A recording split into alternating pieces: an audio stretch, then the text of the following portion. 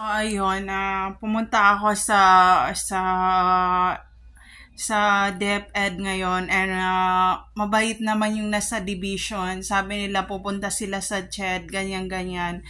Kasi aayusin din nila lahat yon and gagawin nila lahat para maayos yung mga papeles. And wala akong masasabi sa kanila, mabait silang lahat. And ayun, nagsimula lahat to nung nanganak ako sa bunsong anak ko 14 years ago. And nung lumabas kami ng hospital, sinabi ng mga doktor na nag-iba yung mukha ko, ganyan kasi nung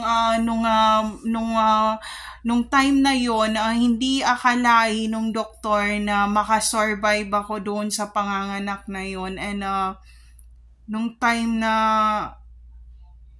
lumabas yung bunsong anak ko, hindi para na siyang kasing laki ng mga 1-year-old na baby. Ganun na siya, nag-mutant siya. And sinabi ng doktor na hindi niya alam paano ako nakasurvive dun sa panganganak kasi hindi normal dapat yung panganganak na yun, dapat CS na siya. And sobrang laki ng bata, ganyan. And parang naghabulan sa hospital na parang kami ni baby, ganyan. Parang yung second life nga, pero nung time na yon dapat, kumbaga wala na kaming second life nung bata. And ang ginawa ng doktor para i-keep yung mga secret na yung kasi nung time na yung sinara nila yung hospital muna kasi biglang naging lumaki yung bata na sobrang laki niya na pang 1-year-old na. And nag 9.4 siya na nag-mutant yung si Gabi nga na lumaki. And pinasara muna nila yung hospital because meron doong mga tao na nagsabi na hindi yung mag-ina dapat i-keep sila sa hospital, ganyan. And dapat hindi kami palabasin kasi sinara nila talaga yung hospital para sa amin. And nagulat siya kasi bigla akong tumayo at naglakad pabalik doon sa kung saan yung and naglakad ako nung gabi. And sinabi nung doktor na ayoko siyang kausapin kasi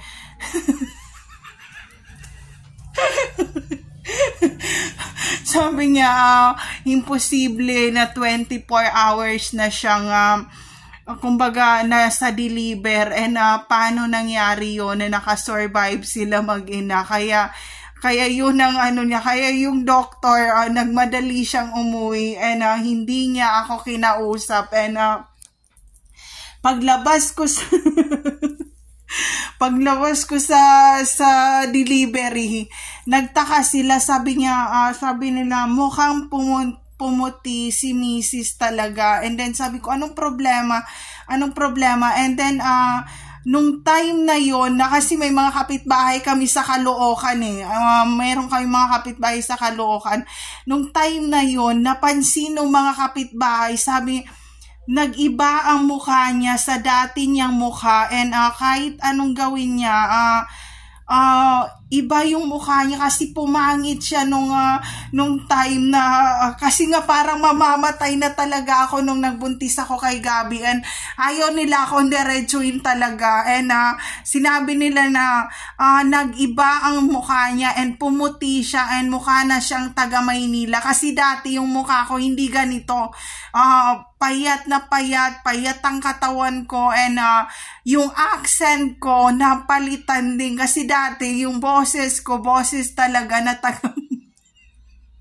taga-probinsya dito sa Cotabato City. And nung parang nag-awakening na naglakad kami nung time na yon, kasi ang dami ng dugo sa dugo doon sa timba na puno na talaga yung dugo, kumbaga nung panganganak ko. Pero imbis na dapat si Mrs. ay nasa huling hantungan,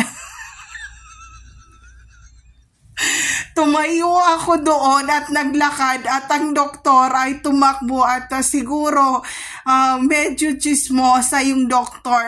Tumawag siya ng pulis na meron bang nanganganak na death on arrival na biglang Then nga, nawarak talaga yung harap ko, and nawarak talaga yung harap ko, and na-guilty yung doctor. Sabi niya, sobrang laki nung bata na dapat matigok na siya or mamatay na siya doon sa laki ng bata, pero paano sila nakasurvive, ganyan. Kaya yung bunsong anak ko nalagay sa incubator kasi ayaw kasi nung doktor ng media. Sabi niya, painitin nyo para lumiit yung baby, lumiit na parang pang 0 months old.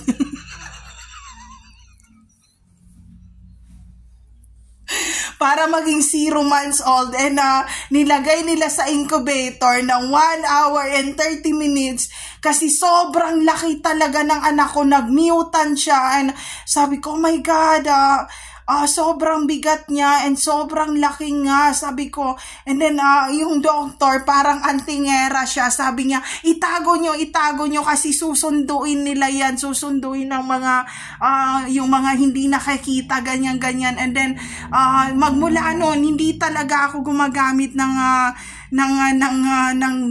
gluta or anything. And sabi ko, anong problema nyo? And then sinasabi mga kapitbahay, ayoko nang bisitahin raw ako, ayaw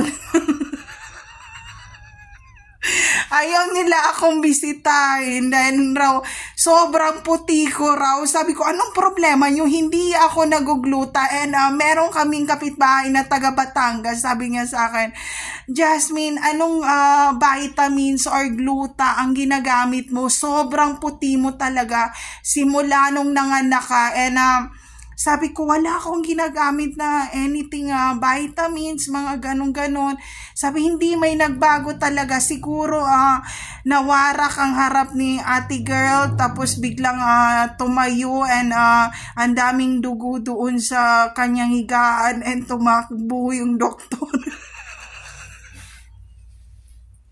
So, ayun, kayo na lang maghusga. So, dahan-dahanin natin dahil init dito, walang aircon dito.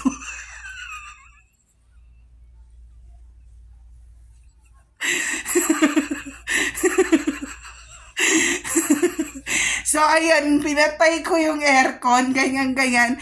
Magmula noon, ayan yung mga gamit ko. Ayan, wag nyo na, mainit talaga, pinapawisan ako. Magmula noon, hindi na ako pinapansin ng mga kapitbahay kahit sa school. And sinabi nilang nag-iba raw ang mukha ko sa dati. And sinabi ko, ewan ko, anong nagbago. And then, ang issue pa nila, si Gabi raw ay...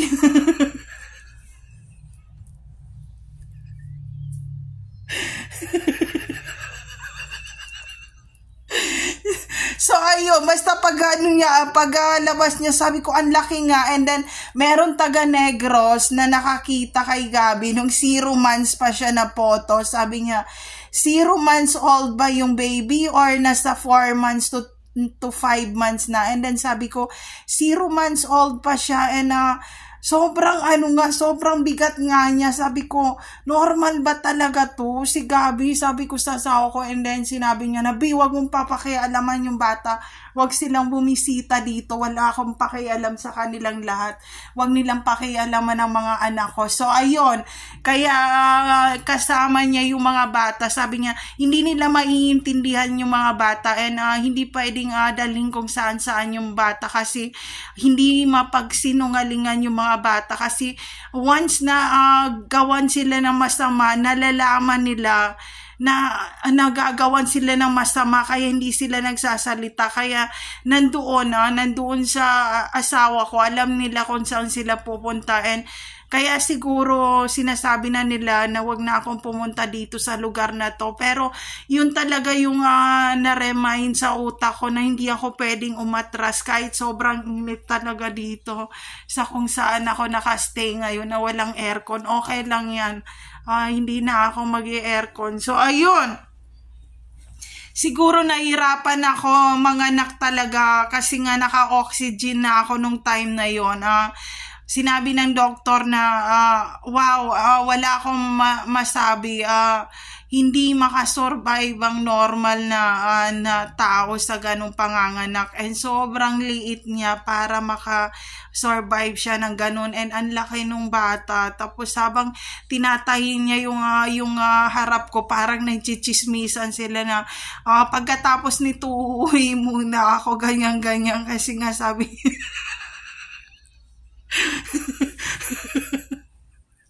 So, ayun, hintayin natin kung anong desisyon nila dito. And magmula nun, wala na akong friends ever. Simula nanganak ako kay Gabi, wala na akong naging kaibigan. Hindi ko alam bakit. And ayun lang, hindi ko maintindihan. 14 years nang nakalipas, hindi ko pa rin maintindihan.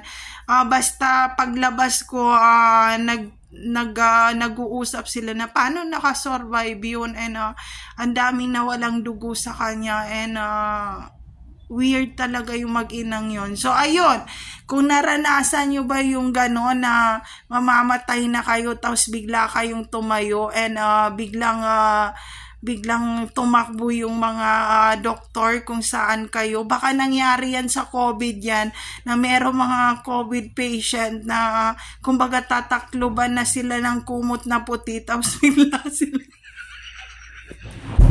Oh my God. Diyos ko, nakaiantan yung thunder na yon, tapos bigla silang tumayo at naglakad, and maraming nag-viral noon na ganun ang nangyari. Tas magmula noon, hindi na ako lumalabas talaga ng bahay. Simula na nga ako kay Gabi, kasi grabe, brutally talaga yung panganganak ko kay Gabi talaga. Grabe. Kahit yung doctor